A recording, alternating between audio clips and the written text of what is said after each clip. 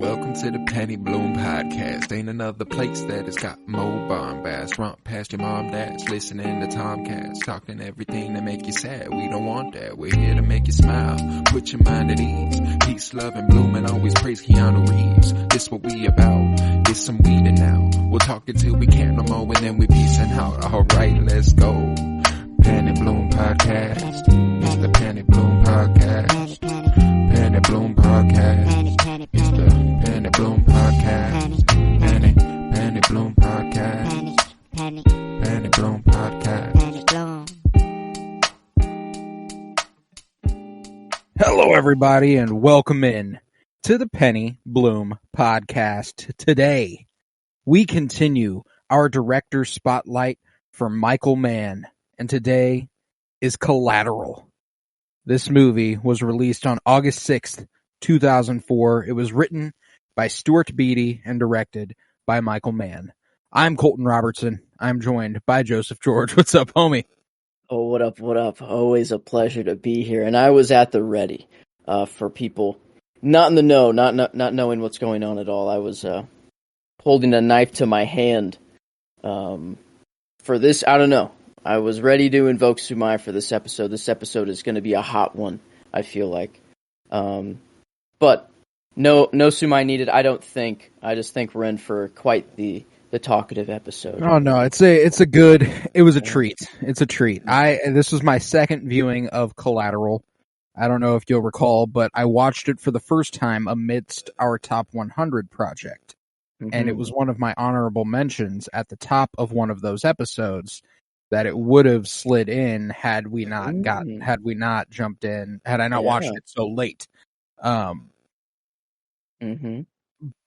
Granted, I watched it within the same 3-day period of Heat. And Heat did slide in to my top 100. Had to find a way in there. I mean, so there's a balance there, you know, I'll think, but I love this movie. I love this movie a great deal. How are you feeling fresh off your first viewing of Collateral? Oh yeah, number one. And I mean, I knew this was like up there in the middle of the viewing. I'm like, okay. I'm like, all right, it's already top 50 at some point. There were some scenes pretty early on where I'm like, okay, like I don't know really what I'm getting into, but I love like seemingly a pretty simple movie ahead. But I liked everything about it. Like the concept was just very creative to me, as like the obvious action is the killings, the stops that he'll make, but then what like an interesting storytelling, device just to have cab rides in between where you can just have the characters talk to each other. And like it's, I don't know, a perfect sit down, slow, in between all the chaos. And I don't know, I was really enjoying it. And it slowly kept creeping up. I'm like, okay, this is top 40. I'm like, yeah, everything that's in the 40s. I'm like, I'm easily already there. And then I'm like, okay, this is top 30. And then I'm getting to the 20s and I'm like, okay, like what's going on here? And I think I did slot it in, I think at 13, initially last night. I think and that is be, of our coverage. The coverage that we've done this year. So for those who don't know, we've never mentioned that on the episode. Actually, is that we have each of us a letterboxed list for every movie we've covered in the year 2023, and as of this movie, that would be 73. I think the 73rd. I have 77 on mine. You would, because we have a couple that have not come out yet. Okay, then yeah.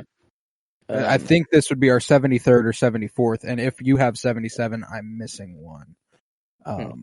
Oh wait, no, I have 77. Correction. So this would be the 74th, and we have 75th, 6th, and 7th to come. Gotcha. But no, and it landing at 13 for you is I like that. It broke the top 20 for me.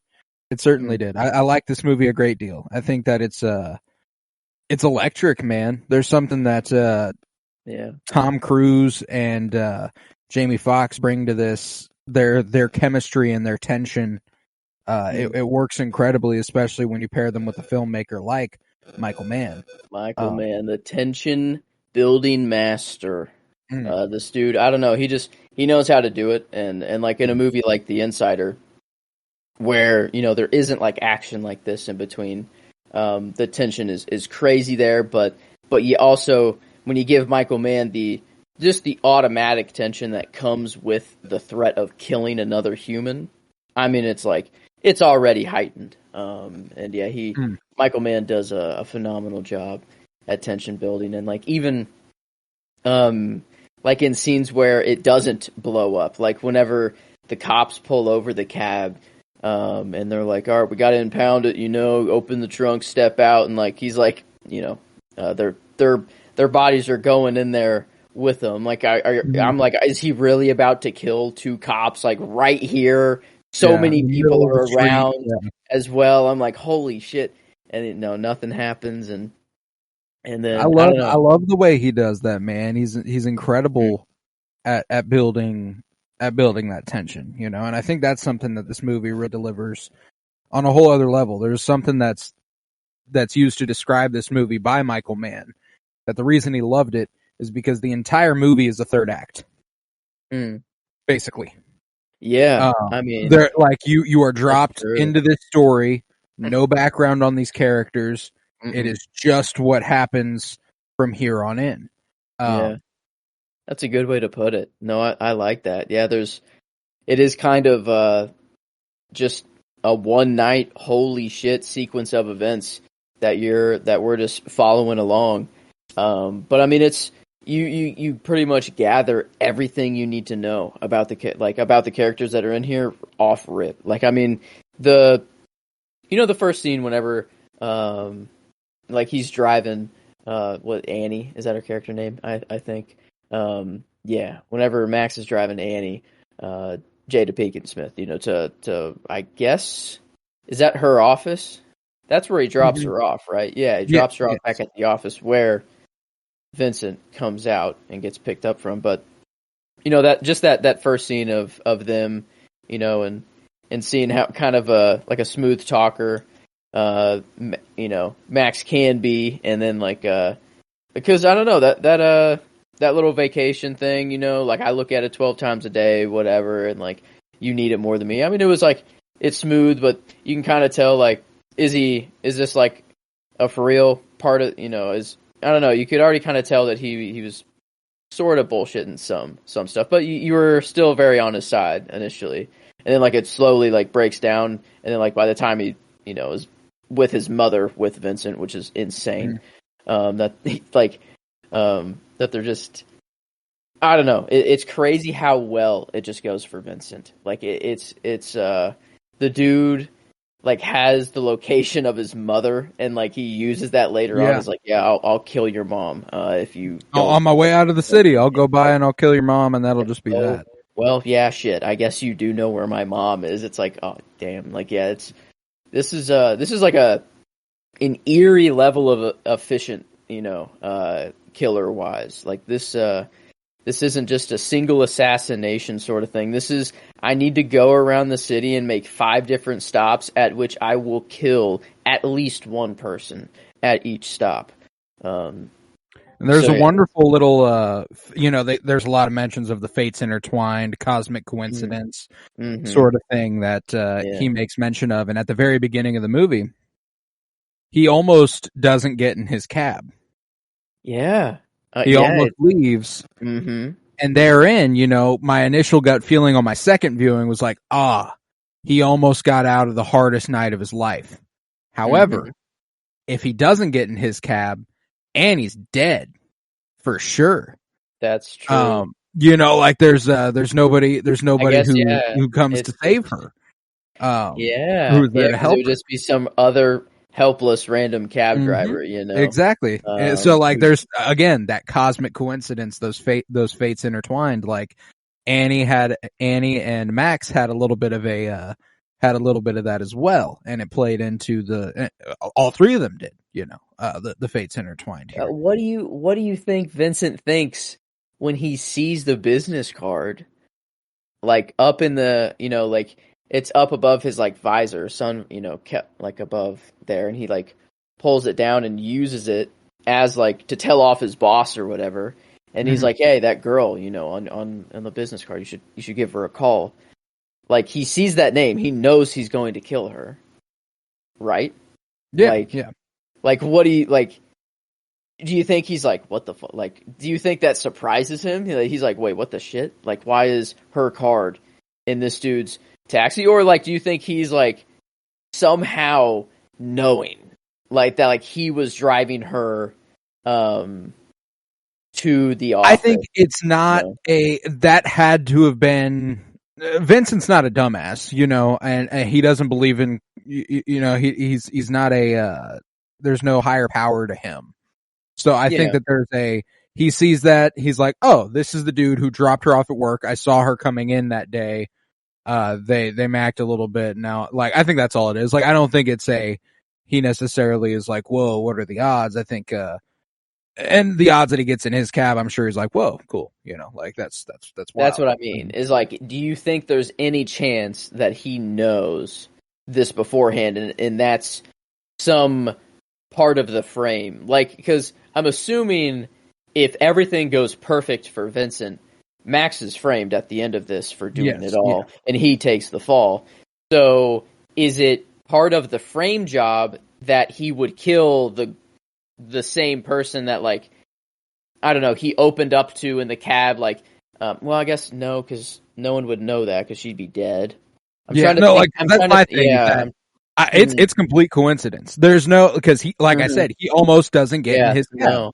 There is nothing that would add to the frame, like the framing of it at all. Like, he already has the dead body in his trunk. Like, exactly. There's all sorts of stuff that. Yeah, so I think there's an interesting thing about Vincent's character where that moment where he's like, you should call her. There's begins. There's that interaction where it left me with a sense of, like, urgency, immediacy. Like, he says, call her. He doesn't say, like, you should go ahead and call. Like, he then goes on to say, like, if we make it out of this alive, both me and you should give her a call. But initially, I think there's part of him that's like, go ahead, give her a call. You will not get another chance. There's this interesting level of not empathy that he possesses, but he clearly, there are several situations where he does not have to do what he does to protect Max. You mean like at the club when he, like, actually saves his life, like, by killing the other guys? But then how would he? Do you think if Max goes down right there, then he's blamed for it and it's dead and it's all wrapped up? Mm-hmm. Because he still has another kill to make, though. I guess maybe they would just assume that it was done before he died there. My thing is that, like, obviously there's a logistical thing there, but there's in a smaller sense when he doesn't have to, like, when he's not literally killing somebody for him. Mm-hmm. When he gets on the phone with his or on the radio with his boss. Oh, okay. Yeah.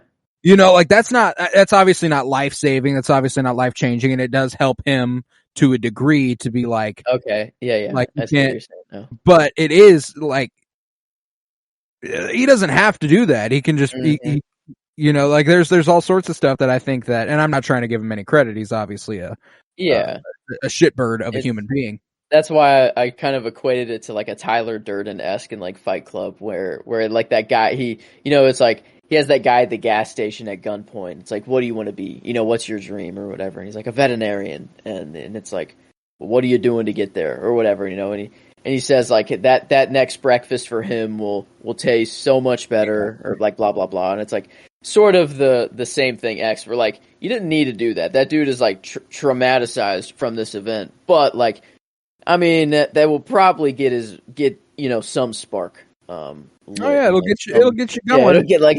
That'll get anyone going.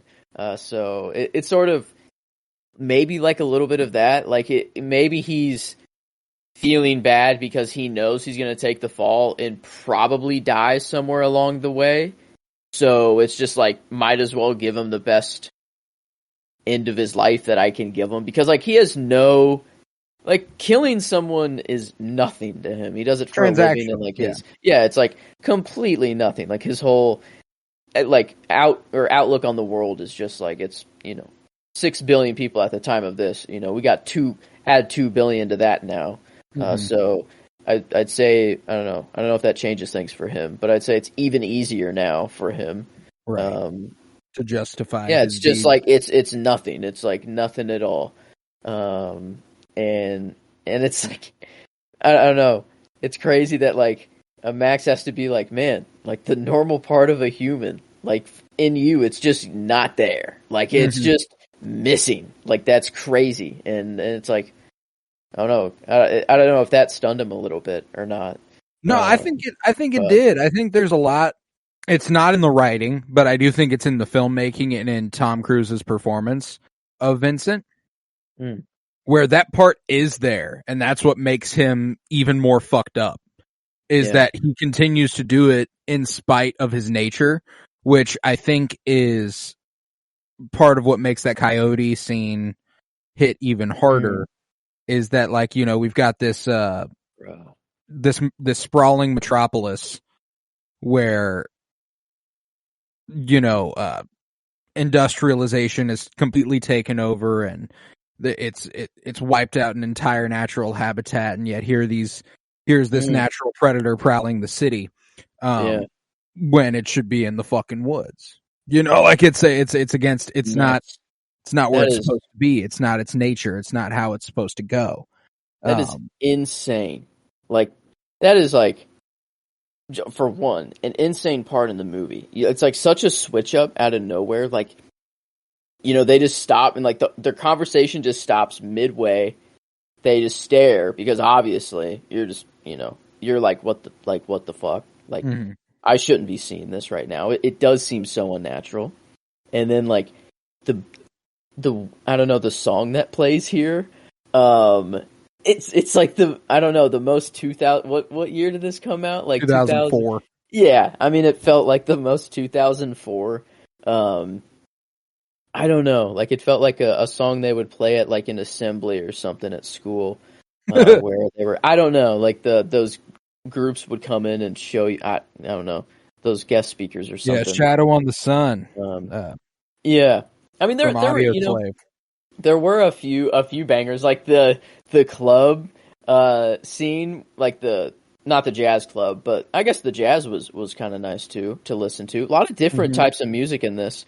Sure. Yeah, jazz was chill, but then the other club, the club, like that techno, like I don't know, I kind of forgot how it went, but like it was, I don't know, it was bumping for a little bit. I was kind of moving.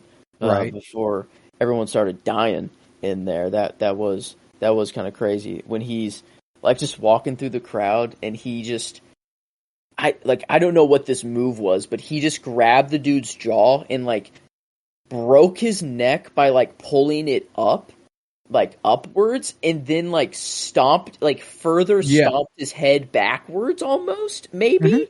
Was that the idea? Because like you didn't see like what got stomped, but I'm assuming like it was like to further the neck break. He does a move that you see in like WWE wrestling to a obviously much less dangerous extent, where he wraps his arm up underneath his neck and shoves his elbow down and his forearm up and snaps the guy's neck. Yeah, man. I mean, he doesn't need a gun. You know, this dude is just a trained killer here. Dude's nasty with it. Yeah, I mean, and confident every single step of the way. There is no, I don't know, even though there is plan B. Like I was comparing it to Michael Fassbender's Killer, where like when he goes to plan B, he doesn't know what the fuck to do. He's like, oh shit, what the fuck do I do now? Vincent is just like, I'm on plan, double D right now. I don't know. Like this has not gone his way whatsoever, I don't think. And it's no, like he says, Jamie Foxx would have, like, Max should never have even known this is what he's doing. The guy decided to, I shot him, but the bullets in the fall killed him. Yeah. Man, what a justification. His justification for everything is just crazy. It's just absolutely nothing. After those two, like, people in the alley, just those like, I don't know, guys that robbed Max, which is hilarious. That they're like, "Give me your wallet," and he's like, Yeah. "What the? I mean, don't you Brother, see that I'm tied to the fucking He's steering like, wheel. "What the fuck do you want me to do?" Yeah, I was like thinking it. He didn't say it yet, and I'm like, bro, what's he gonna do? And then Jamie literally says it, and I'm like, oh, that's pretty nice in my headspace there. But yeah, I mean, like every kill that this dude has is just, I mean, he just puts him down. The same like double tap to the chest, one to the head, just doesn't phase him. And I love like the like panic that obviously Max is going through, and like you see him kind of like having like a panic attack, and then Vince is just in the back like, "Hey, are you breathing? You're breathing, right?" Like I don't know. You gotta stay breathing. Is that the most comforting thing to say in this time? I don't know. No, I feel like that's more frightening. And that's what's interesting about Vincent is that there's no desire to comfort in a moment like that. But there is he needs him focused. He needs him. You're driving my cab. Get to my next drop off, please. But I mean, he's always on time. Got to give that to Max. I guess 12 years of cab driving. You'd be pretty good at guessing how long you're gonna take to get from one place to the other. But I don't know. Is that a thing? Do you think there are cab drivers serious enough to know the pattern of the traffic lights to this detail? He's got lucky with the lights a lot on his. Right. Even while he's smooth talking, a girl in the backseat. You get a. Is that a thing? Like that serious level of a cab driver in a city like that, like Los Angeles and in New York, the lights are on a schedule. That'd be kind of nuts. So like when it comes to like where I'm a delivery driver and I've been delivering in the same area for 5 years. Mm-hmm. I can tell you exactly how long it will take me to get from one place to another anywhere in our area. Okay. But it does have a 3-minute window depending on lights. Mm-hmm. I'm like, because I could get held at every light for 30 seconds for sure. The lights are not consistent. So like, I'm willing to bet that if the lights were on a schedule, I would be able to figure that out a little bit better. I was thinking about that. If there are like professional level cab drivers, which I'd assume, I mean, when you're doing that all day, every day, I'd say you get pretty good at it. And then like the thought, like the married couple that was just arguing in his backseat, like at the beginning, like it's a crazy thought to me that like just they're having that conversation with a stranger, like in the front seat, hearing every single word, and it's like they're that comfortable. Like it's like that's crazy to me. But I guess like anyone that is in a city or that does that all the time, like that's probably nothing to that's just like it's nothing because they're surrounded by millions of people, which is just mind-boggling. That's a common theme with stories about taxi drivers and stuff like that. Like obviously, Taxi Driver. Max obviously doesn't internalize the treatment of him as sort of a non-being, just like kind of just being there to service them. He doesn't internalize that in any meaningful way in terms of like, well, I'm going to take this out on society like Travis Bickle or anything. He probably does internalize it to a degree, and which is why he doesn't elevate. He doesn't feel good enough to go for what he actually wants. He doesn't like that sort of thing, but not like, oh, I'm going to do violence. And then there's isn't there like one of the first episodes of Sherlock where the killer is the taxi driver and they think it's whoever was riding in his taxi? And it's because he knows all the roads, he knows everywhere to go, he knows all the stuff, nobody's ever seen him. I think it's even the guy that offers like the 2 little pill bottles. Same guy. One's the poison, one's not. Yeah, that's him. And it was the cab driver. Wow. Yeah, maybe. I mean, it's perfect. It's a perfect like. I don't know if it's for real. If it happens in real life or not a lot, but But as far as movies and television goes, it's perfect. It's a perfect crime device, you know? Yeah. It just works. In movie format, yeah. I mean, I said it earlier, like I loved the format of, you know, action, cab ride, talk just for a while, and their conversations were not just filler. Like it's crazy the conversations they had in the cab. Like you would think the scenes are like easily the action sequences, but like it's crazy how like just a conversation is in a cab might actually be the best scene in the entire movie. No, yeah. Well, that's where my favorite scene happens. It's I can't remember which. I think it's after the fourth kill, before Annie, where they have the conversation that Vincent drops the line, that's the why, but it's not the reason. There is no reason. That whole thing. And then Max ultimately turns the tables on him, realizes he actually has most of the control given that he is in the driver's seat, quite literally. Yeah.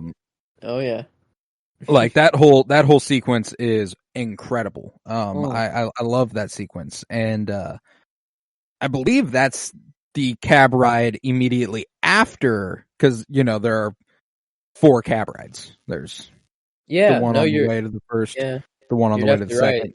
After the crash, he's running to Annie. That's all that happens after that. He's literally just booking it there, and then how does he? It's because the computer's still in the cab, and he sees her name, and then he's like, "Oh fuck, that's right."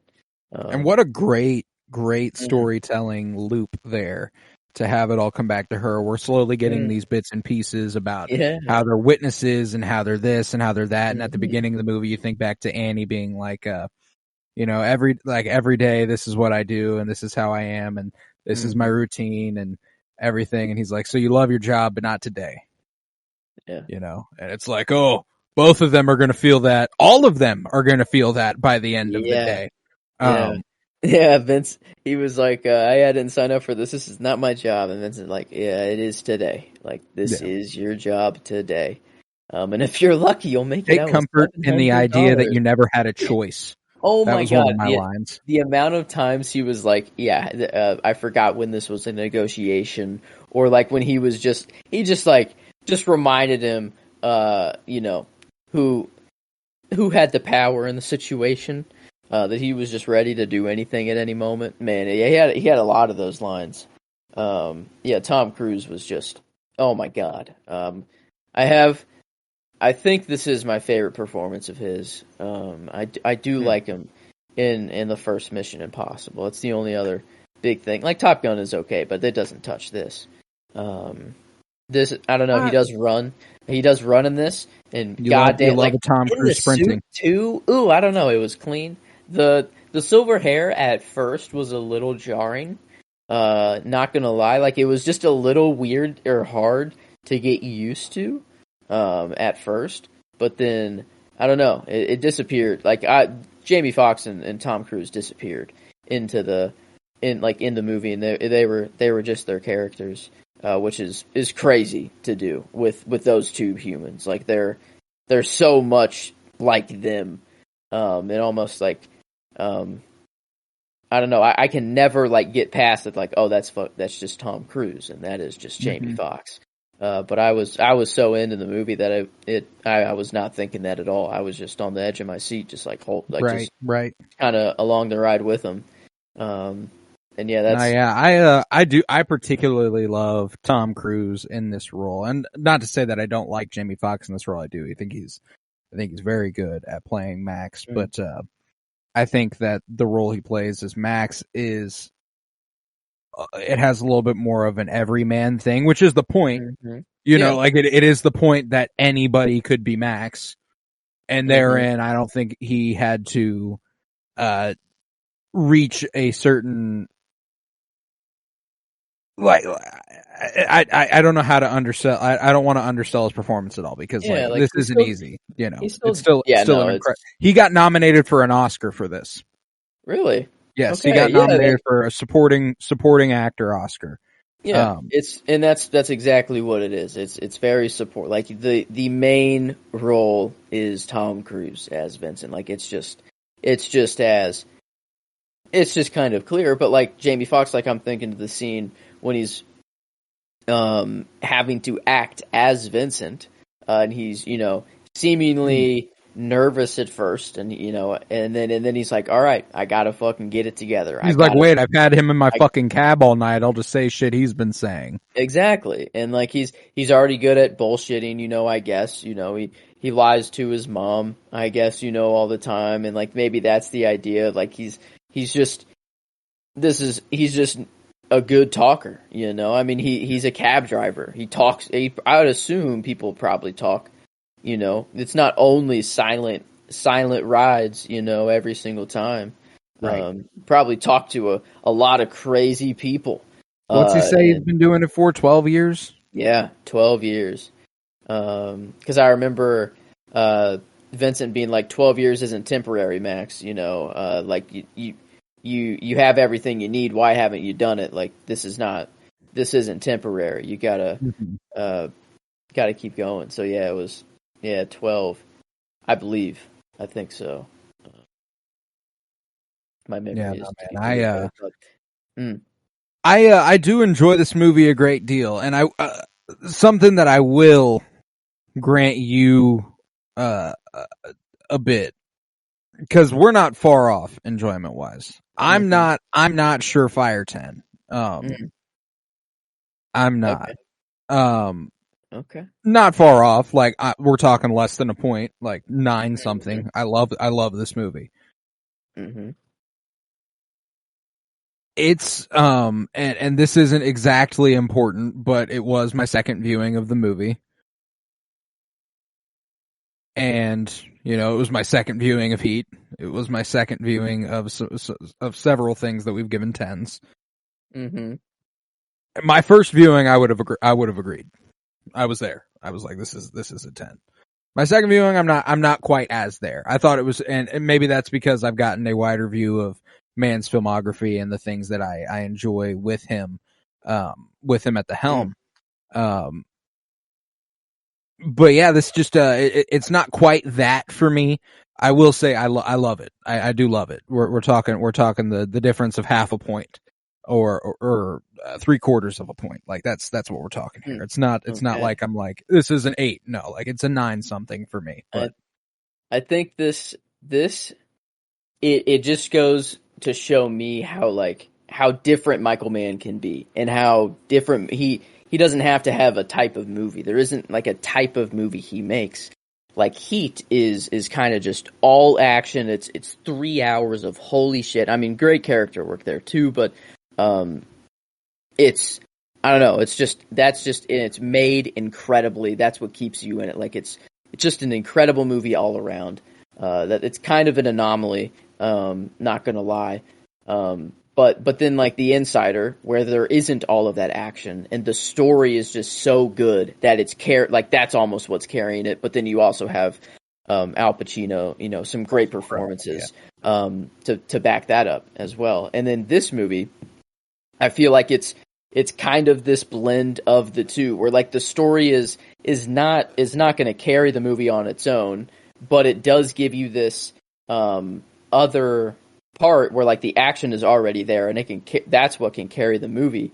But then the story, it gives you some more to think about. You're like, wow, there is this crazy coincidence going on right now. Like, and there are these informants and all of this case that's being built, and it's making more sense. Like there is a larger thing happening here. This isn't just senseless killings. This is, very premeditated. Like we need this done. Yeah. And I don't know, I liked the blend of that, and then you have just Tom Cruise. I don't know. Yeah, that's fascinating. Like when you talk about Heat and Insider, you feel like you're blending those elements and kind of, maybe not quality wise elevating on them, but I feel like it. And again, I don't want to dismiss this movie. I think this is an easier movie than Insider. Oh yeah. Oh yeah. 100%. It's way easier to make this. Like this is if I want to turn off my brain and just enjoy, like just, not have to think, too deeply, or like The Insider. That's a true story that happened. This is like, obviously some things are dramatized, but like this is like history almost. And in Heat, I don't know. It's I guess it's a lot just going on there. A lot of different moving parts, but we have 5 targets. Take me from one to the next. It's just like, it's almost like clockwork television. Just like I'm slowly checking in at all these great checkpoints, but in between them, I'm still enjoying every second of it. So it was just like 2 hours. It was a fast, like it just zoomed. It's a quick one, and the editing is fucking phenomenal in this movie. It also, those were the 2 Oscar nominations, was Jamie Foxx supporting role and the editing. Man, and it deserved every bit of that. One mistake editing, I think. And I was like, oh man, I thought they were gonna do it. I thought they were doing this. There were Vincent and Max show up to the hospital to visit his mom, and Mark Ruffalo's character gets in the elevator with them. And then Vincent and Max get off on their floor, and then the camera sticks with Mark Ruffalo as he goes up to or down to the morgue. I don't know if he goes up or down. I'm assuming down for a morgue, but I think he went up. I think they hit like 3 and 5. I don't know. Anyway, but like I thought it was gonna stick with Mark Ruffalo and see whatever he was doing in the morgue, but it cuts back to Max and Vincent with his mom, and then goes to Mark Ruffalo in the morgue afterwards. But I don't know. I thought it would have been a very seamless transition there, just to keep him going. But I don't want to make that seem that I hated the editing, because it was. No. The rest of it is literally like incredible. Like I was just like, just a little that's part tiny of what missed builds that opportunity. tension. Yeah. Is the editing. It is, and that's part of what makes that pacing fly by. That's what makes these 2 hours just zoom. Is the editing? It's because it's a well written film, to be sure. Stuart Beattie has done a lot of excellent work. Most recently, you would have seen his name attached to 4 of the 6 episodes of Obi-Wan Kenobi last year. Okay, yeah. So that's something that obviously me and you like a great deal. But and then furthermore, the directors of photography, we have 2 here, Paul Cameron and what's the other gentleman's name? It's I feel bad because I definitely don't want to say it wrong, because if I do it's an easy one to say that sounds like a cartoon character. Okay. Yeah, here. Paul Cameron and 𝗀𝗏𝗏𝗶𝗏. It's Beebe. Beebe. 𝗀𝗏𝗏𝗏𝗏. 𝗀𝗏𝗏𝗏𝗏. I was going to go Debo Beebe.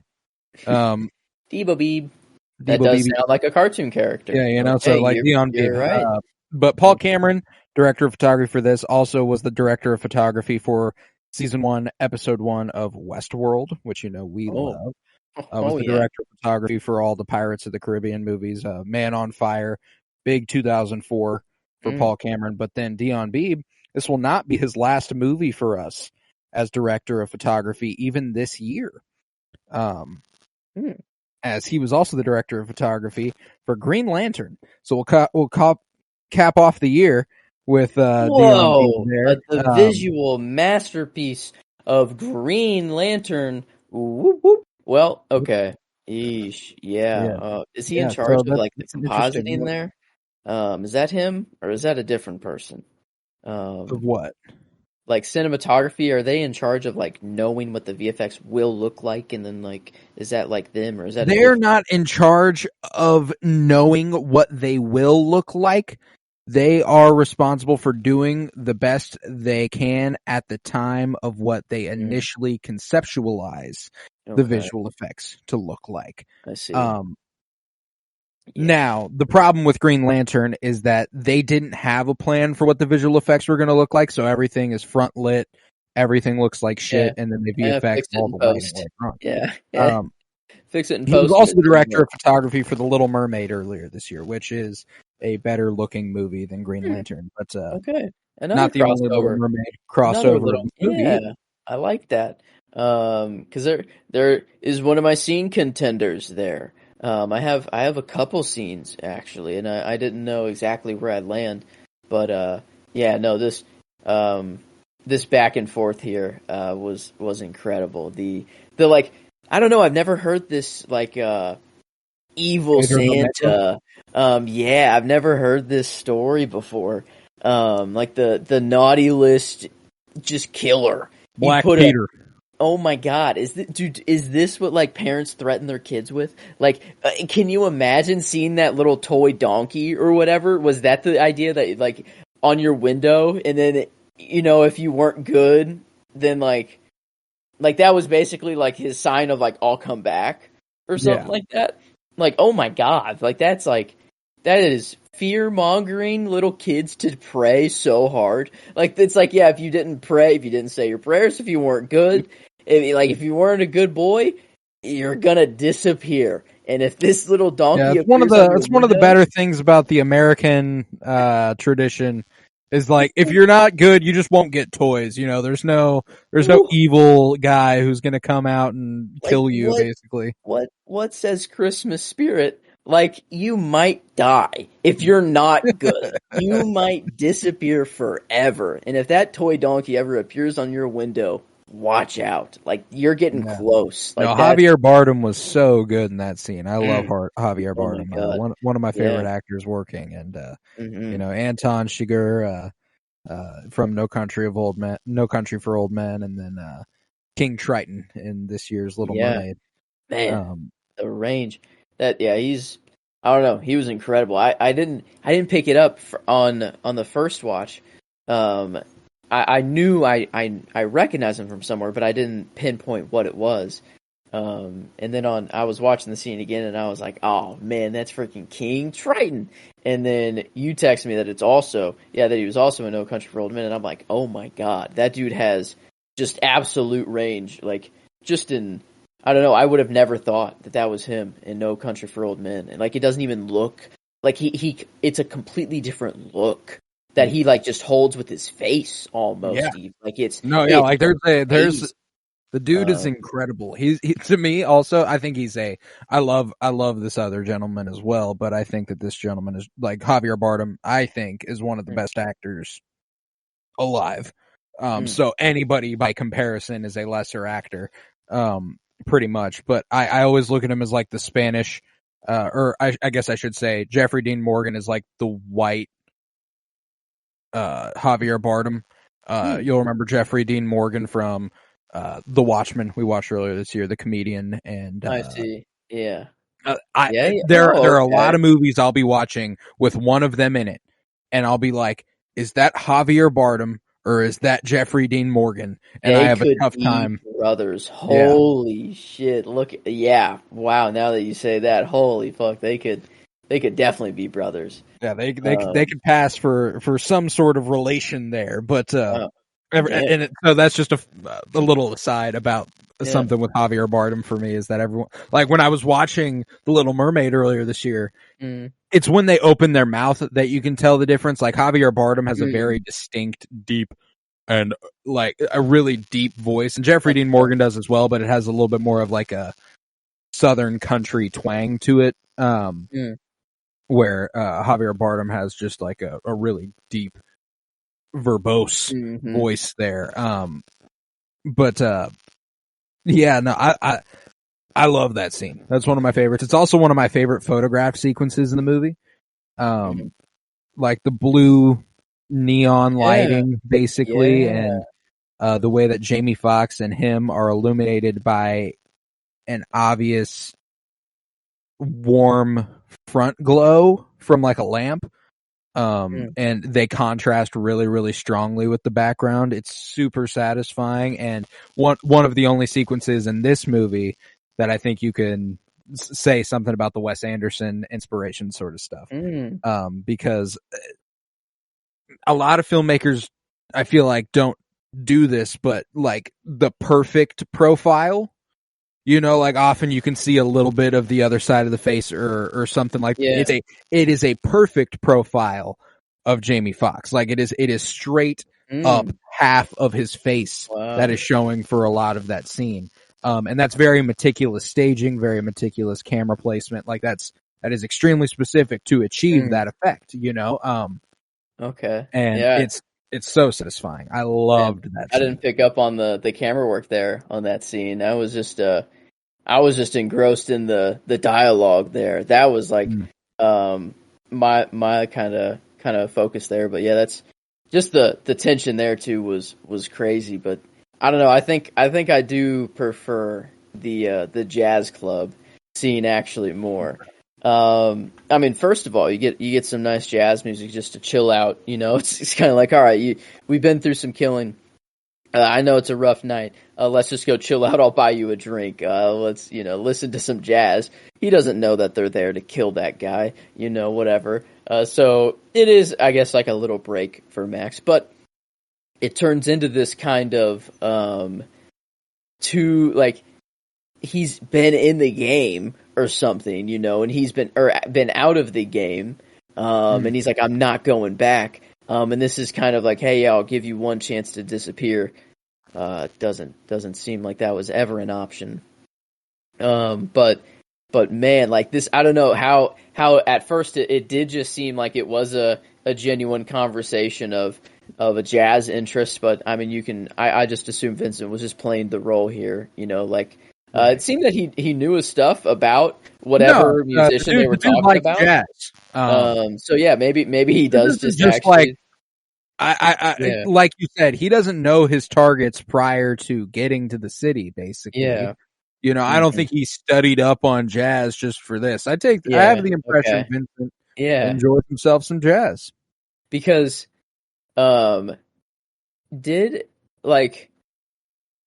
he said he went to this music school, whatever. But then after he puts him down, he's like, no, he was mentored by this person, by Charlie Parker for 3 years. Yeah, okay, that's right.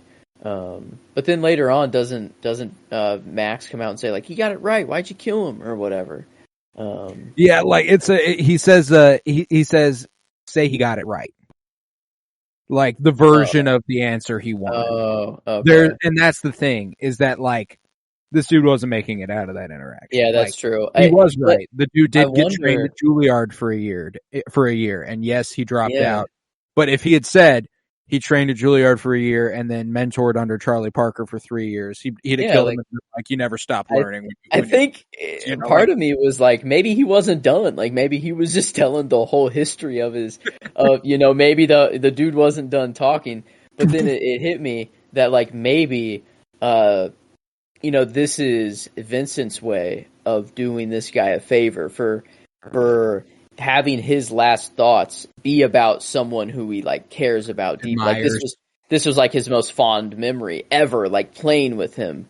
So he gets him to talk about that, and he gets him to talk about his hero's, backstory, whatever. Maybe he's just thinking of his hero, whatever, and that's his last, memory, or something. Because it did seem like that was the most emotional kill out of all of them. It seemed like it felt like it was respect when he sets his head down and he's like like it was Charlie Parker and he mentored under him for 3 years. There's like I don't think it's in the writing. I think it's in Tom Cruise's performance of it. That's just like there's he slides almost his hand over regret. like his face. I don't know, like the like perfect like. Laying the body, like I don't know, like it was very meticulous how he left him. Like he caught his head or something and like laid his head down and then put his hand slowly over his face. And I don't know, it was very like just I don't know, like I guess a respect, like that's a coworker that you never kind of like in The Killer whenever he's sitting down with Tilda Swinton in the restaurant. Right.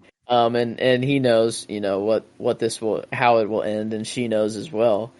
I think he just respected him more than he respected a lot of the other people he killed, And there's also the fact that I think that meticulous placement of him is so when that girl comes back, she thinks this dude passed out drinking.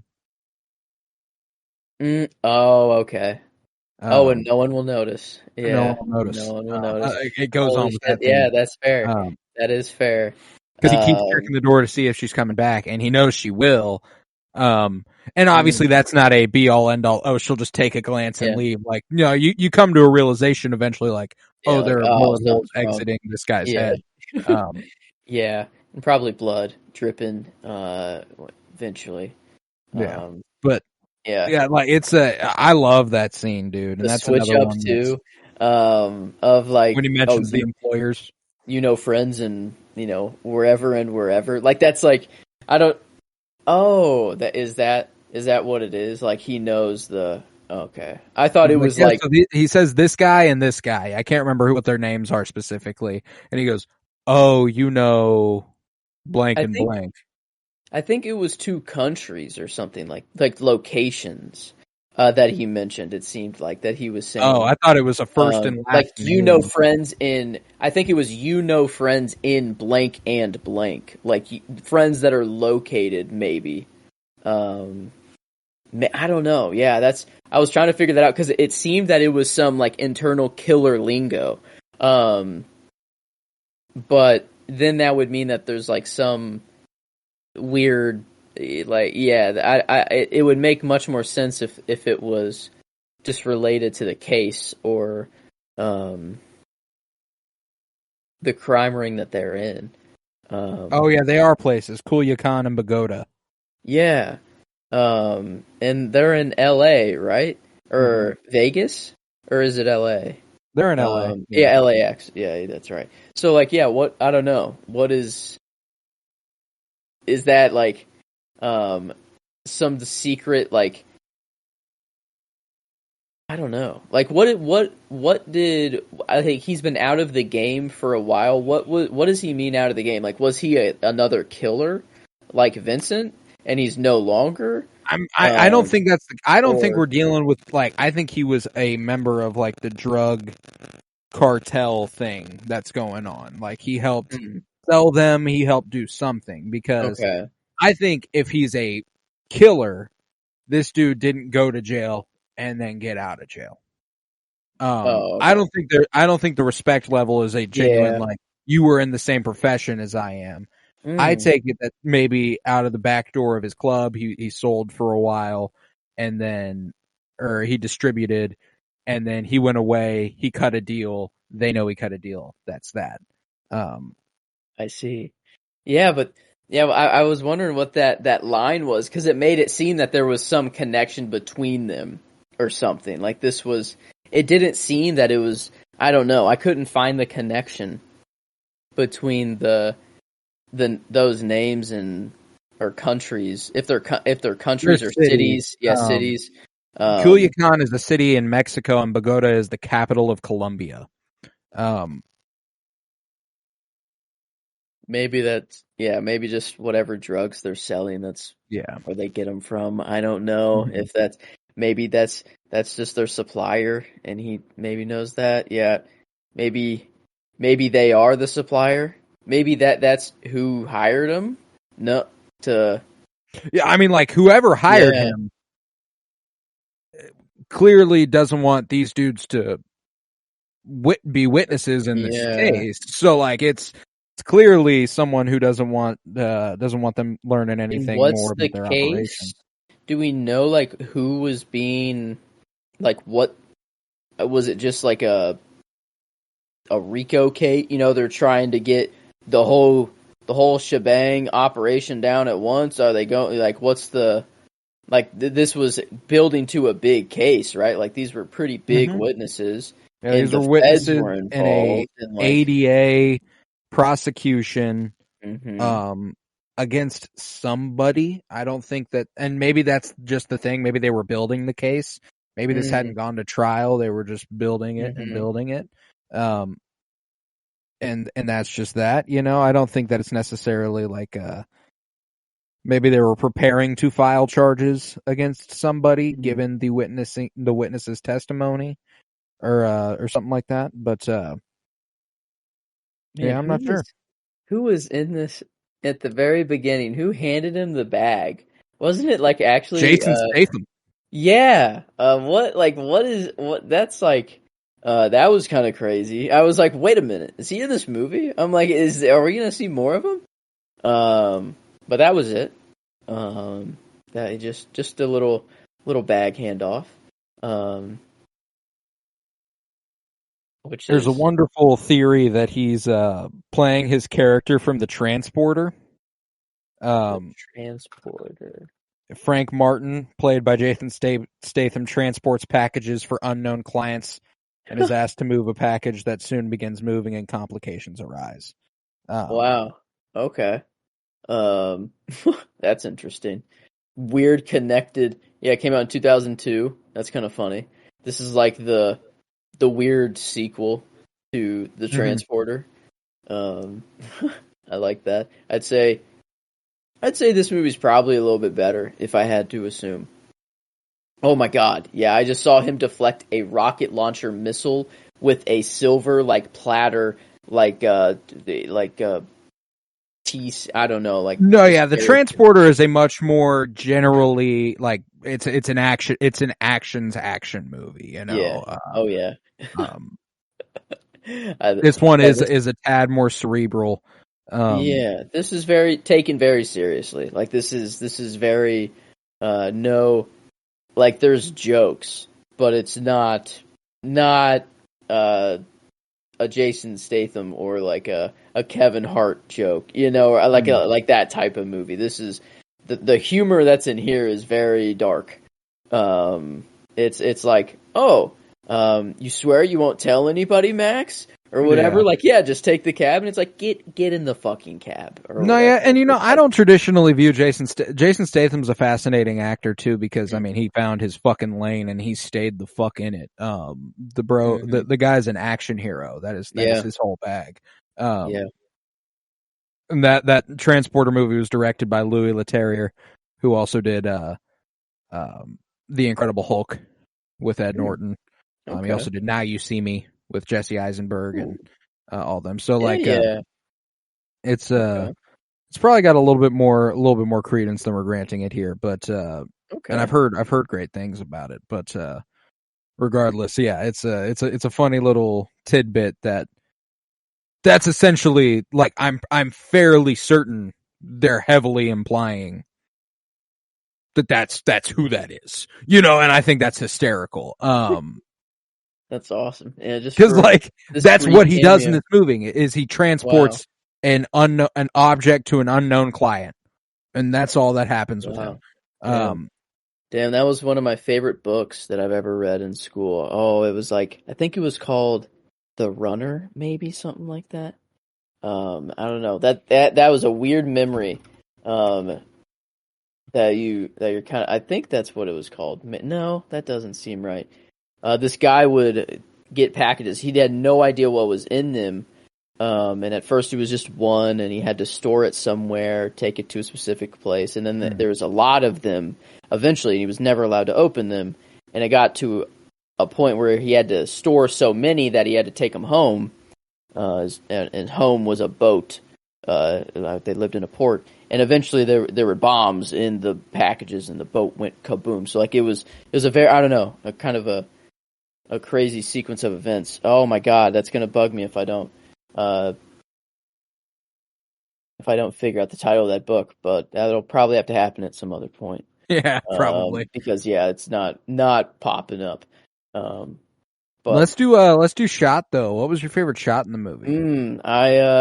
It was whenever Vincent is up in Annie's office, and he gets behind her desk, and he's doing something on her desk, and the camera's kind of high up, so it shows him and then Max on top of the roof in the parking garage behind him, and the focus pulls from Vincent to Max, and it was kind of in one shot. It was like a transition kind of shot from in the office looking at Tom. I mean, it was very kind of. No, I know exactly what you're talking about. That's a very common visual language in this movie. Is that change of the focal length in the middle of the shot? Like it zooms out of focus on Tom Cruise onto Jamie Foxx Yeah. on top of the parking garage, and Mm-hmm. yeah, that's a very, very strong shot. There's a couple examples of that, and that one's the most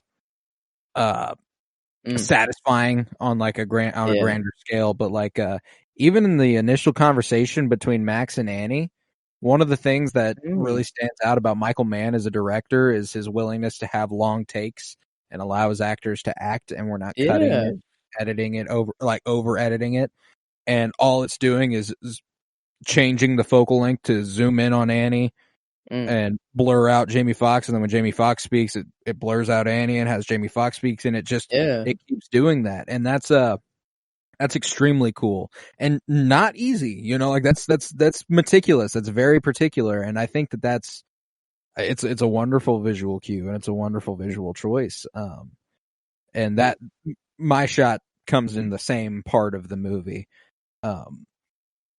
Something that really stood out about this movie that's a real strong suit of it is that this movie is shot like 80% digitally.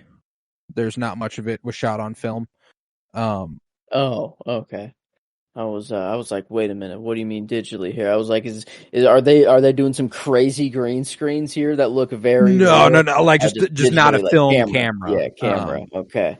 Yeah, it's 80% digital camera, and the reason is that it's susceptible. Digital cameras are much more susceptible to dark settings. So you don't have to be as like one of the only sequences that's lit that's shot on film is the stuff in the clubs whenever it is super bright lighting and there is a lot going on, and because that can overwhelm a digital camera, and you can notice that even on your fucking phone. Like, it's obviously not the same type of camera, but whenever you shoot something dark, it brightens it up basically automatically. But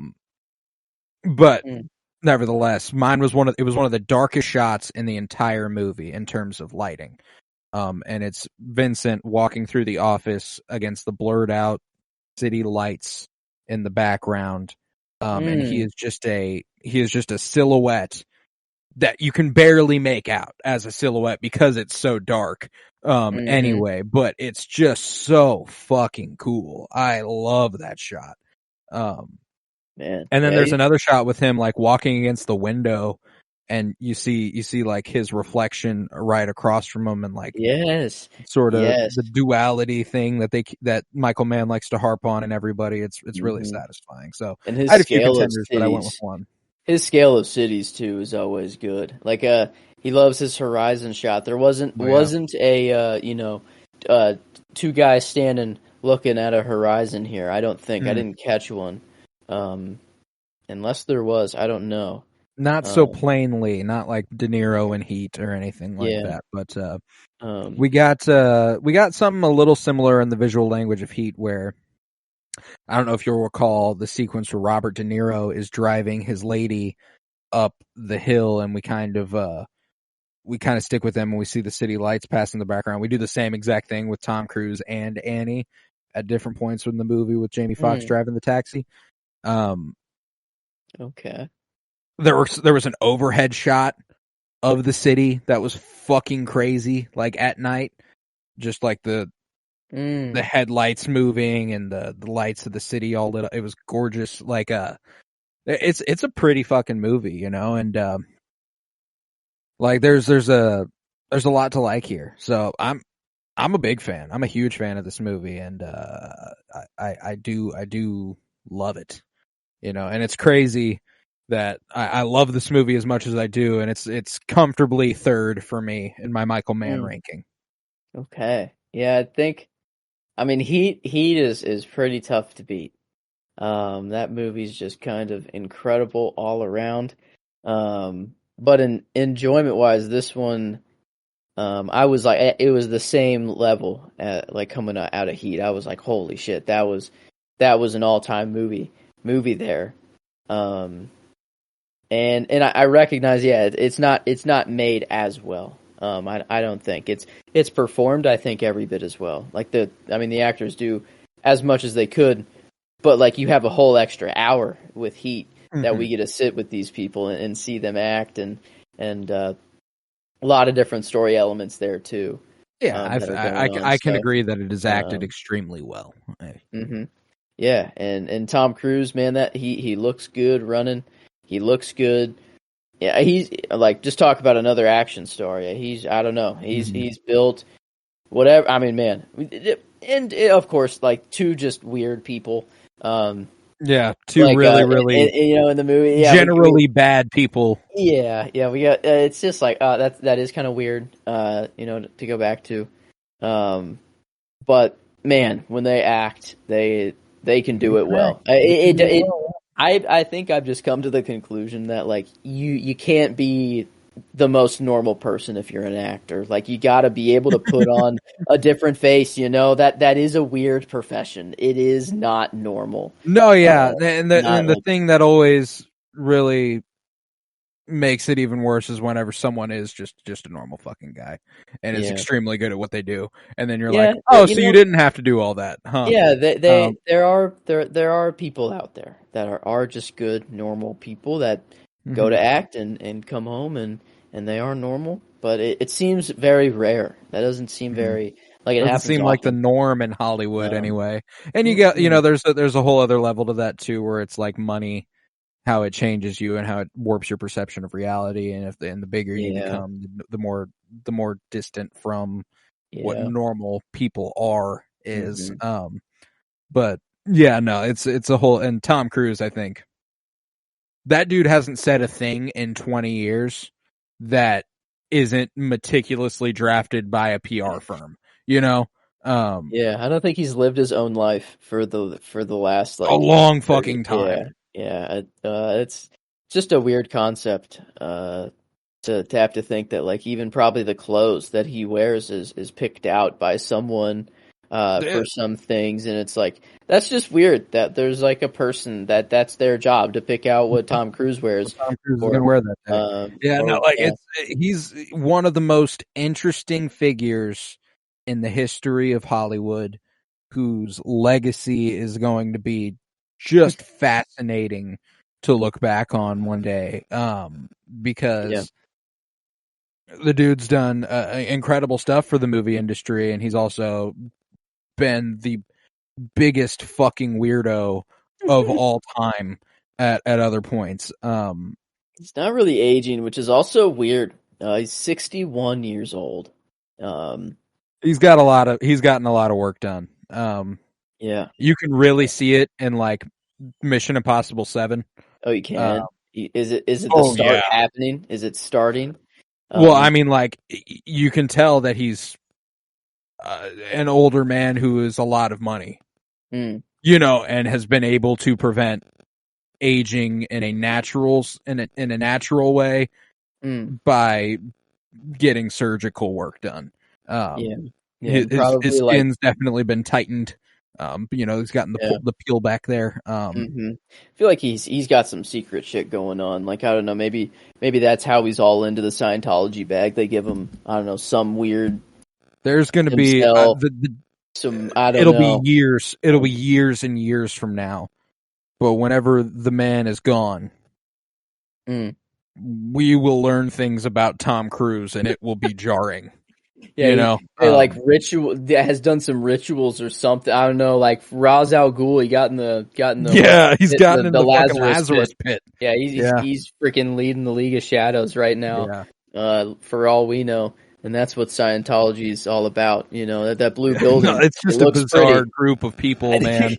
I saw a tweet that said, say what you want to say about Scientology, but there's some part of Wes Anderson that has to be obsessed with that building. The Scientology headquarters. Building. Like Wes Anderson has to like it a little bit. I mean, it's a gorgeous building. It's a beautiful fucking building. Why does it have to actually look so cool? Did you see the tweet that was like somebody who traveled to a certain place and was like, I was like 14 and had no idea what the building was, but it was a beautiful blue building, so I took a bunch of pictures, like aesthetic pictures in front of it. It's so funny. Man, horrendous history Scientology, the Church of Scientology has anyway. But man, they have, I guess, a cool building. Fuck. To be a high-ranking member You've done some strange What shit. does that mean? I'll tell you that. What does that have to mean? You know? Yeah. I don't really. What do you mean high-ranking member? What kind of religion has, like, I know that, like, you know, we have popes and stuff and cardinals and etc. and Catholicism and shit like that. I think this one's probably just money. It's probably just like he's given 100%. Us millions of dollars. So there, you know, promotion. Good job. Bizarre group of people, man. Bizarre group of people. And yeah, but can't deny in him in this movie. Rose got talent.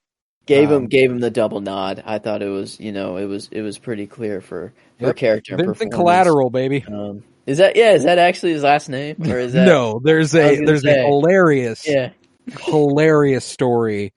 It's a film Twitter thing that's been a nice end joke for probably about a year and a half, maybe 2 years, where there's this account on Twitter called like All the Right Movies or something like that, and they used to do it a lot more, but they've done it a lot less because so many things they posted have been proven false. Okay. And so they would post like these making of threads, and it was like stories from behind the scenes of a bunch of movies. And they did one for Collateral, and one of the things was that in one of the drafts of the script, Vincent's last name was Collateral. And everyone, like, that was like one of those things where everyone was like, that just cannot be true. You know, like there's no fucking shot that is the case. No. Yeah, no. Like, it's like, Vincent is probably not even his real name. Yeah. Like, the name, Vincent just was his name for tonight. I'm pretty sure Jason Statham, like, doesn't he say, like, welcome to, well, maybe he does say Vincent. I don't know. Maybe I got the idea that he was given that identity right then and there, and that's what you will go by today. But maybe, I don't know, maybe he is actually Vincent. Maybe that is, I don't know. He's just that much of a ghost that it doesn't matter. But I'm assuming if he's this much of a ghost, and he cares about his anonymity, I don't think he goes by his real name. I don't know. Does he even have a real name anymore? Is he even on the books anymore? Probably not. He's probably just an actual freaking ghost. Paid sick leave. That story has created a meme where anytime, like, for example, someone could say like Henry Goodfella from like Goodfellas. Henry Goodfellas. Like that's his last name now. Yes. Oh, I love that. Oh man. Vincent Collateral is the name we've given him there in the credits, but that's just not his fucking name. Mm-hmm. So I thought that was hysterical. But okay. Yeah, good old Will Manhunter, back from Manhunter. I love yes, the character exactly Will that. Manhunter. And who could forget Rupert, King of Comedy? Yeah, of course. It doesn't really work there. I guess it does work better with one word. You had Neil Heat a couple weeks back. Neil Heat. Yes. Yeah. Sam Casino. Love me some Sam Casino. Yes. And Barbie. Barbie is always good. J. Robert Oppenheimer. Yeah. Okay. I'm glad that I'm in the know now of Vincent Collateral. That's incredible. Yeah. I knew I was going to be able to tell that story at some point. But in one version of the script, his name was Vincent Collateral. Shut the fuck up. No, that's not fucking true. What? The entire point of the movie is just. Yeah, Jamie Foxx literally refers to himself as I'm just collateral damage at some point in the movie. Like, that is the point of the movie. The point of the movie is not that Vincent's last name is secretly Collateral. Yeah, if anything, Vincent would say Collateral's my middle name, or I don't know. Right, like that, it'd be a middle name more than a last name. So yeah. And I feel bad if I'm crediting the wrong account there. I think it's All the Right Movies, but it was actually disgusting film. Yeah, disgusting film. Yeah, or whatever the fake one is. It gets me every now and then, and I have to check for the. It's hysterical whenever you think it's disgusting film, and it's actually discussing film. Those are the That ones is- that really get you. Mhm. Uh, That is true. That is a little jarring when it goes the other way. But yeah, Vincent Collateral will definitely get the performance and character for this one. Yeah, and he did get my line as well. He had a bunch of them, but it was during your scene at the end when he says, "There is no good reason, there is no bad reason to live or die," and Max asks him, "Well, then what are you?" And he says, "Indifferent." It was just more of the capstone of the scene that just happened. Like it's kind of all, summing up everything he was saying. It was just that was I think my favorite conversation that was in the movie for sure. So that's why I gave it the line for me. And yeah, just to see how he has to convince himself to do what he does. Right. And to even see it kind of falter for him in the back of the cab there. Good on Tom Cruise, if that's not part in the script, to falter there and seem kind of taken back a little bit, but still holding the cool and all of it at the same time. The balancing was incredible. So yeah, a lot of cred to Tom on this one. I really enjoyed his performance, and yeah, I mean, right now I'd have to say it's my favorite from him, but maybe I'll get deeper into the Mission Impossible franchise, and that might change. No, yeah. I mean, like, he's played a lot of good roles, man. I enjoy him in Top Gun Maverick specifically. I mean, he's good in Top Gun, but I've seen Maverick more recently. I think that role actually has a lot. Like, the one thing I love about this movie is that I think that a lot of the stuff that Heat was accused of in terms of having a loose sense of morality and, hyper violence just for violence. I think that this one is slightly more guilty of, but I do think there's obviously a lot more philosophical discussion surrounding it. That I think kind of counters that. One thing that I think this movie lacks that I think a few of his other movies has or have is and not lacks in total abundance, but I just don't think it has quite as much heart as a couple of his other movies. Oh yeah, no, there's no real positive outlook or happy, heartwarming moments until I guess the very end, and even then, it's not like heartwarming. It's just like, oh, he put his jacket around her shoulder, and they're like, he's we walking. survived, yeah. Yeah, it's like they just got out alive. That's the only kind of feeling you get. But and I will agree. Yeah, there's not a time where I'm crying or tearing up. So I mean, yeah, there as far as enjoyment is there, I mean, it is all from the thrill and all from the ride and action and just not knowing what's coming next. Like I mean, I will say, like, the first watch probably did help that a lot because I didn't know where it was going. I mean, I could put the pieces together that, like, someone was going to die at the next stop, but that was it. It's like they're just headed to the next stop. And then when it slowly, like, the puzzle was slowly being revealed, I don't know, it was really cool to watch it all unfold.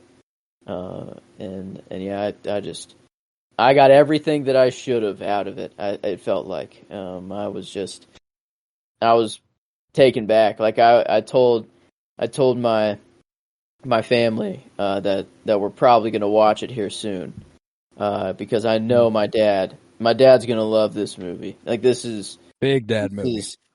This feels like one for sure. But it also, I don't know. I was also saying that it's a pretty easy recommendation to anybody.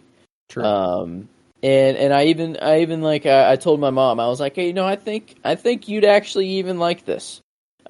She's usually like I told her, like, what's like an average movie recommendation for you? And I'm like, all right. And I'm like, if I were to say Mamma Mia and My Big Fat Greek Wedding, does that kind of sum it up? And she goes, yeah, pretty much. So like that's kind of her movie, what she likes. You're like Grease. Yeah, exactly. Right there. So Hairspray as well. Yeah, she likes the musicals. It looks like. So. Oh, that's yeah. funny. I meant purely from Mamma Mia and I didn't mean Grease the movie. I meant the country Grease. Oh, she actually does enjoy the country. They But did just also go Grease there. the movie. They were just in Greece not too long ago, actually. Oh, no and it was shit. their favorite stop that they had. Yeah. But yeah, this I don't know. I even think I do think even my mother could get behind this one. So a pretty open recommendation. I did recommend it to Timo, and I told him. Trent will love this movie. I wanted to see how he'd react to it and see if it is as enjoyable as I think. I wanna get some more statistics on this, because I will definitely be rewatching it with my family whenever we decide to. I think my brother and dad are already in. I told them about it, and they. Oh yeah, they and I don't want to. This isn't a negative point for any movie. If a movie is this good and that enjoyable on a first watch, that is the most important thing. Yeah, it is a better first watch than it is anything else. There's not a lot of gleaming stuff you missed besides like the beginning where he sees Annie. Yeah, that was like beyond that. I don't think there's much that you're like missing. And that's not again. I pieced together that he walked out of the same building. Like it was obvious that it was happening at the beginning, but like I didn't put it together that like he was going to be with him the rest of the night. It hit me later on that like, oh shit, yeah, he did come out of like right where Annie was, like in like the middle of the movie somewhere. But like yeah, like that's not. It's pretty surface level. Like there's not much behind the scenes that's going on at all. And I mean, like it's a damn good action movie. It's definitely one of my favorites of its type of movie. Like it's original enough to not be derivative of anything else particularly, which I think is important. But it's not so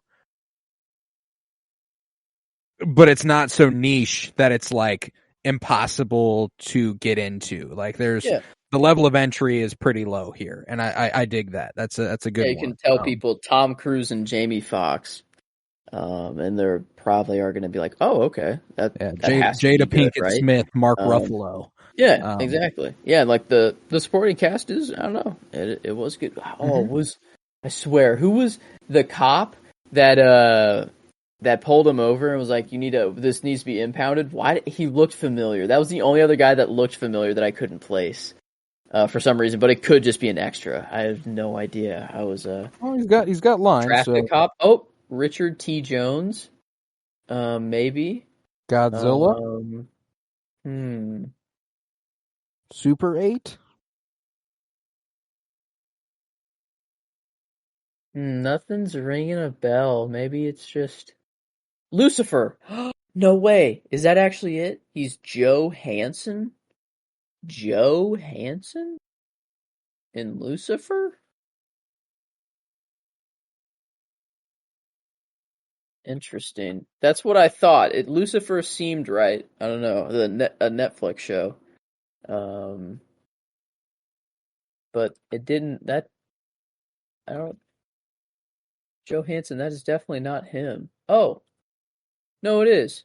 Okay, yeah, he's just, I guess, like, just an extra that was also in Lucifer. Okay. Interesting. He was also a cop. Interesting. Okay. Just puts off that vibe, I guess. Yeah. All right, well, there it is. Now I can sleep. But, no, this man, as far as Michael Mann goes, like, I am, like, I love when he just goes all out action and like this is, that's what carries this. But I really love when he can intertwine a real good story in between there too, which is why I'm excited for Ferrari. Because I'm assuming that will be more of the more story focused in Ferrari. Yeah, it seems much more biopic. insider type thing.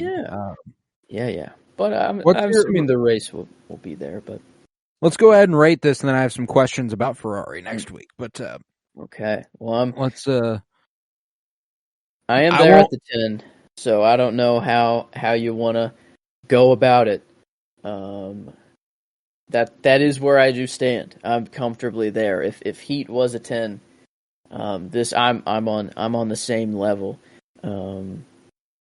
As a first watch, which I think is, you know, that's important. Like, I don't want to be like that. Like, I do see I'm only how coming on from second my watch, experience of a second viewing. Like, I do see how it could not be a 10 on first watch or on second watch because there is a decent amount that does come from not knowing what is coming next and being along for the ride. But here's what I will say. We talked a little last night about Insider versus this. Mm-hmm. I'm not confident. The only man movie that I am confident is a 10 is Heat. Mm-hmm. Now, what that means is that for me, I would be willing to put both Insider and Collateral at 9.75. On a personal note, I can't elevate Collateral above Insider. That's just me. So whatever Insider is, and if that means you Sumai a 10 out of this, I will follow suit with Insider. Yeah, I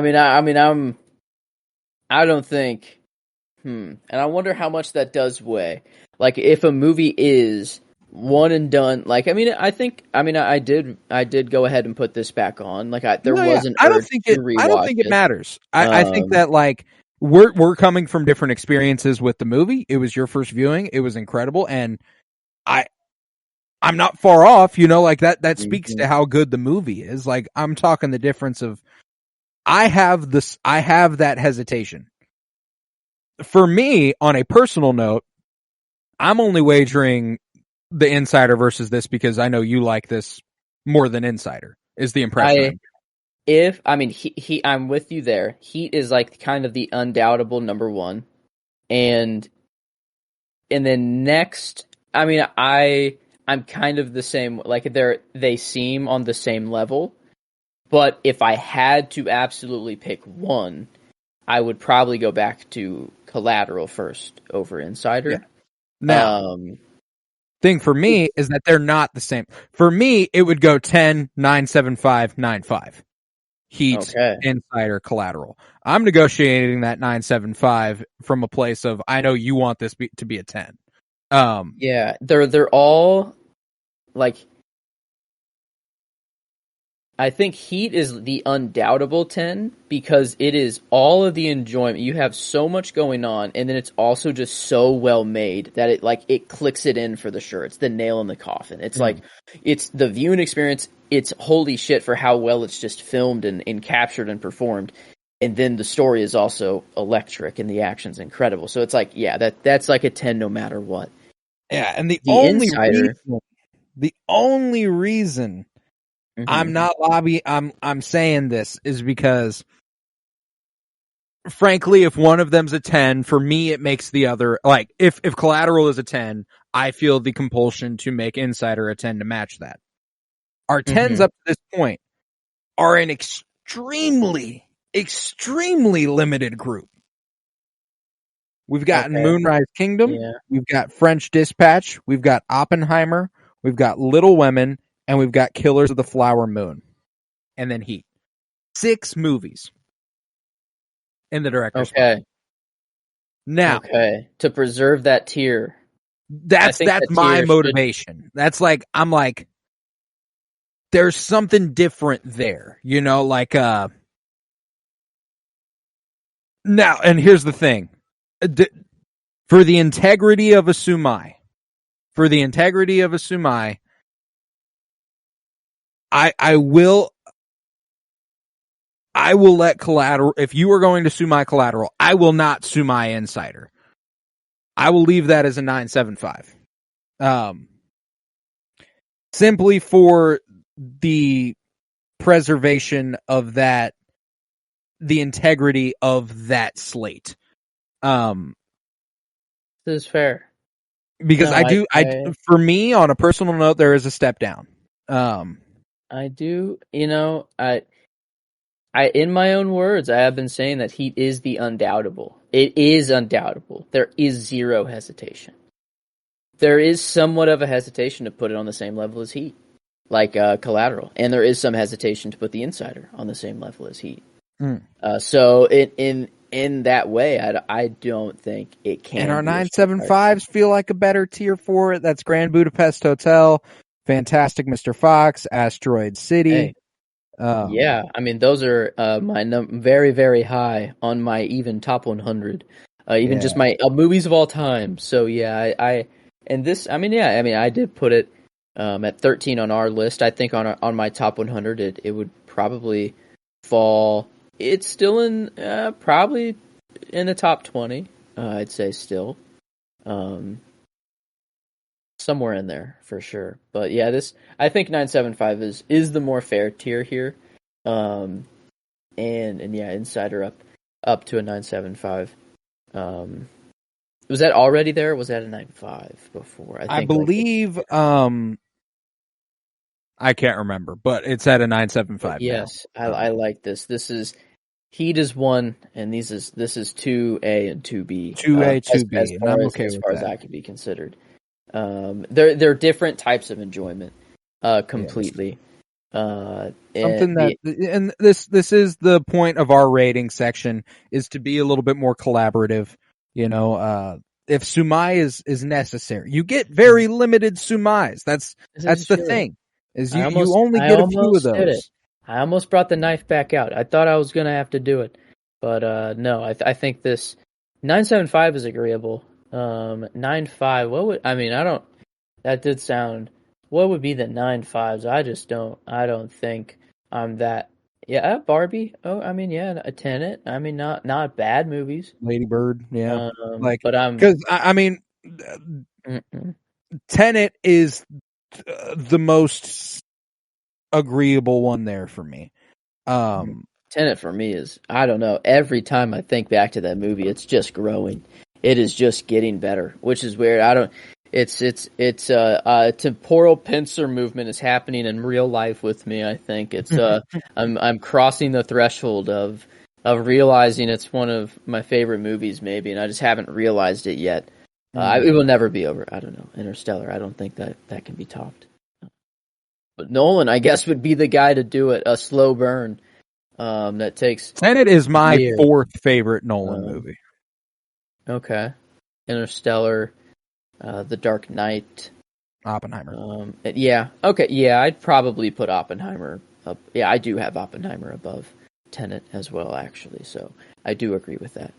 But I don't know. Tenet, it's the most gravitating to rewatch. I feel like I can rewatch that movie so many goddamn times, and just to keep thinking about it. But I think Collateral. I think this will be a rewatch that I do come back to. I don't know, it feels like if anyone ever needs a movie recommendation, if I'm ever in that situation, this is one that can be in the back pocket for sure. This is one I will throw out with confidence in pretty much any group that I'm in. So I think that does warrant it to be up there. Oh, it is. It's super enjoyable, and it's extremely well done. Where do we think it falls critically? Okay. Obviously you want to compare it to the Mann movies. We've got Insider at a 9. We've got Thief at a 9. We've got Manhunter at an 8.75. To compare it to a similar archetype of a story, The Killer. We've got that at a 9. You compared it a lot to Fight Club Within Yourself. That's at an 8.5. And that's the range. I think that's the range for me. Is I mean, for me, absolute ceiling is 9. Yeah, I can't go any higher than 9. I cannot say it's better made than The Insider, or The Killer. It's either on that level or an 8.75. I think I could say it's better made than Fight Club. I think I could too, and I think Manhunter is the agreeable comparison in terms of quality from Michael Mann's filmography, which we have at 8.75. You know, I do think what it brings editing wise is incredible, but I think that when you're looking at a lot of pretty much any of his other movies, somehow that's just how visually prolific Michael Mann is as a filmmaker, is that this is probably the weakest looking movie we've watched of his yet, and this is an incredible looking movie. That's true. Yeah. So it's hard to say something like that. You know, The Insider visually is probably on a similar tier, which is why it's at a 9. But, you know, I think back to Thief and I think back to Heat, and I'm just blown away by the visuals there. So, like, I think 8.75 is a safe place to come down at. I like that as well. Yeah, it brings it out to a 91 or a 9.08, which ties it with The Killer, and Casino, as well. A little bit above Gangs of New York at a 9 flat. As well, I believe there was another 9 flat somewhere that I saw. I don't know, maybe that was it.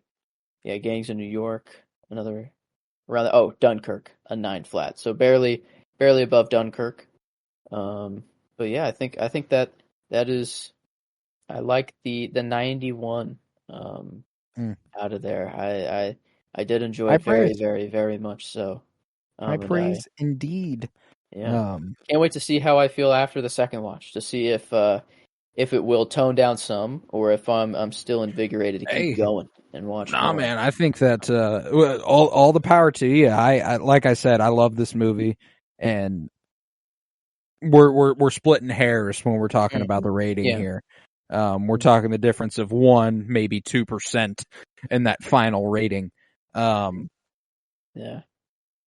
Man, I need to get the rest of his filmography in before Ferrari now, because Mann is becoming very, very high praise from me. From the top rope, out of nowhere, dude's coming in with just absolute consistent bangers for me.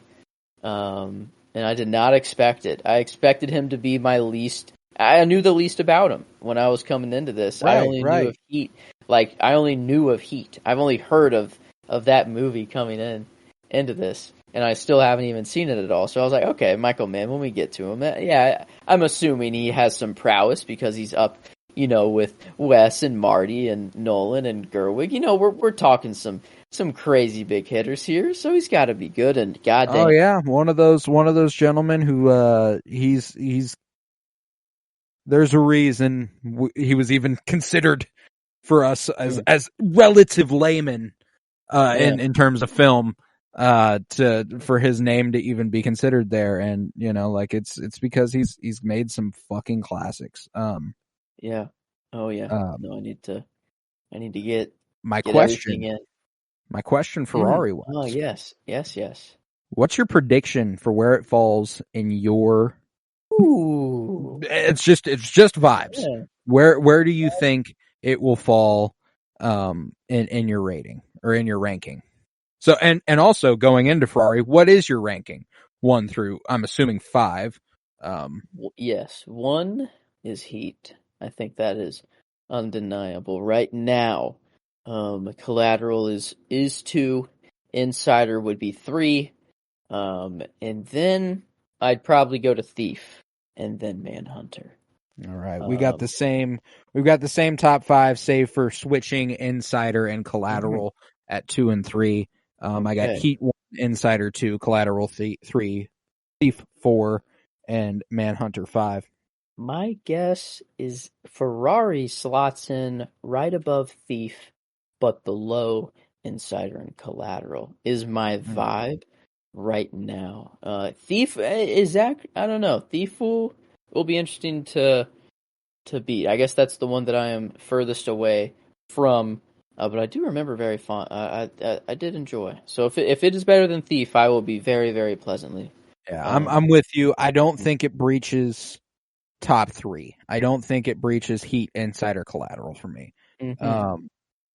Who knows? Maybe I think it maybe very seeing well Adam could, Driver. Yeah. quality-wise, Yeah. breach Oh, Collateral for me. I But think enjoyment-wise, I'll be surprised. quality-wise, I think this will be number 2.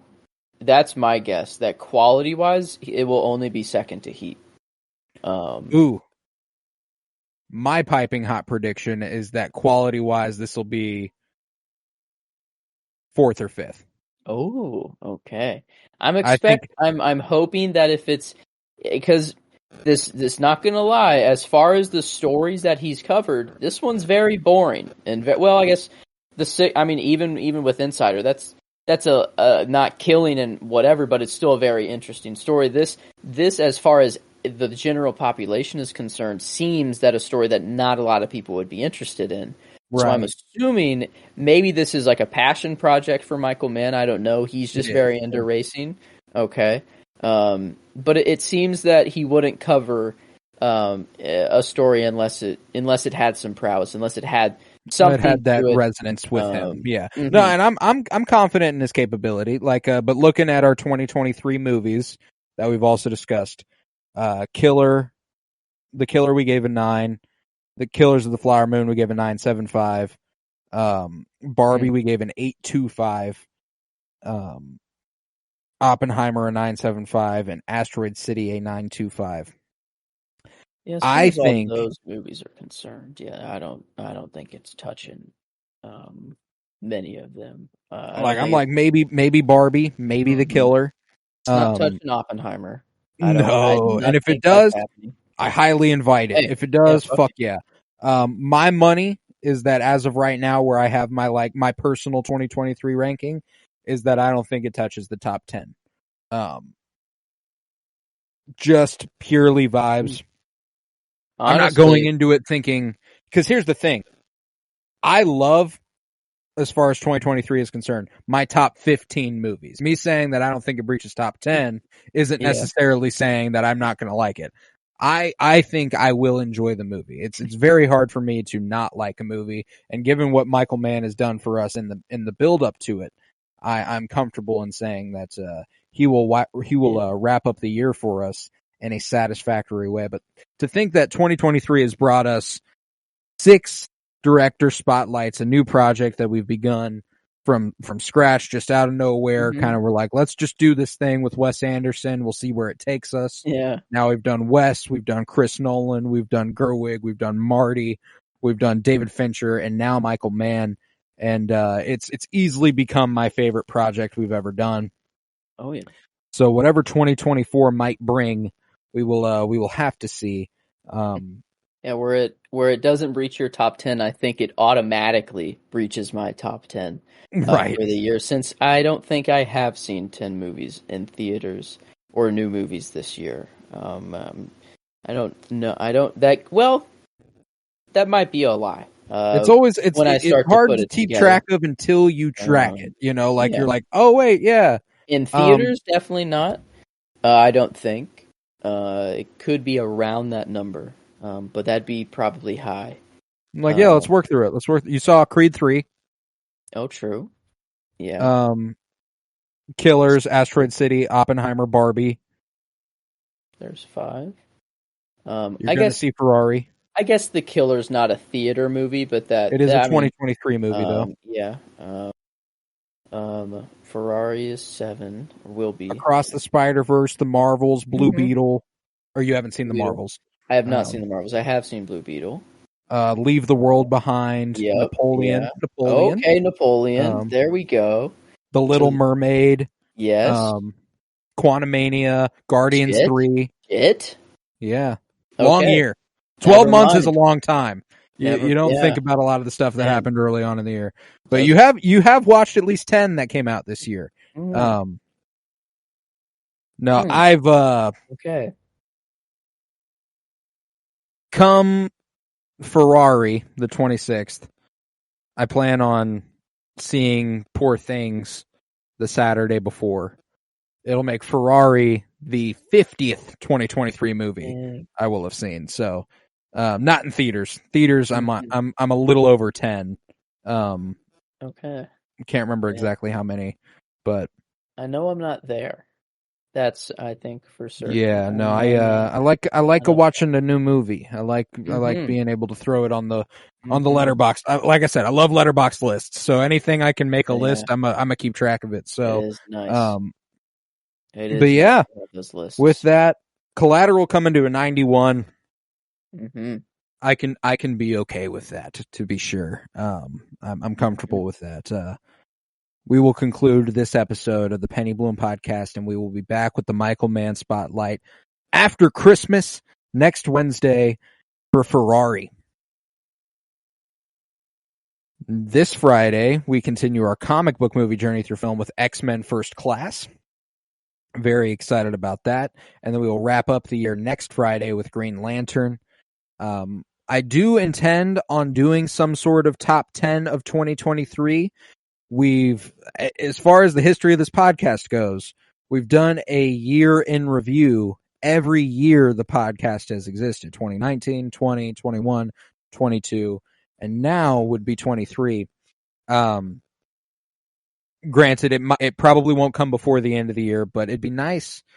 Maybe it'll be Patreon exclusive, not sure. We'll try to find the time to get that in, but it'll likely only be movies because I didn't watch shit on TV this year, besides old stuff.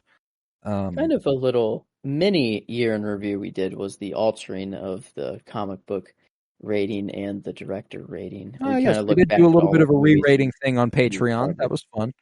So that was fun. We did take a look back, but not a complete look. No TV show. Not in a purely what happened released in the year of 2023 sense, but yeah. But with that, we will conclude this episode of the Penny Bloom podcast. If you would, head to patreon.com/PennyBloomPod, where you'll find over 50 hours of exclusive content, including all sorts of book reviews, comic book reviews, movie reviews, and the like. For $3 a month, you can support this podcast financially, which is huge because it costs me money and I don't make any off of it unless it's over there. Head to Twitter, follow at PennyBloomPod, follow on Instagram at PennyBloomPodcast, follow on Letterboxd at PennyBloomPod, as I mentioned several times throughout this episode. So many lists, so much chance to see what I think of movies in relation to each other. I mentioned my Michael Mann ranking. I've got like 15 directors rankings, and I've got criteria in my head. I have to have seen a certain amount of movies from a person before I can make a list for them. Like I've got there's a lot going on in this brain as it relates to letterboxed lists. So tons is definitely it is almost like you take it more seriously than my Excel sheets. Which I do. Yeah, that is very, very serious. I can promise. I'm on it every single day. Even if I have not just finished a movie to log one, I'm looking at something on Letterboxd typically. Wow. I use it like social media almost. I just open my phone, my fingers just took me to Letterboxd type shit. You know what I'm saying?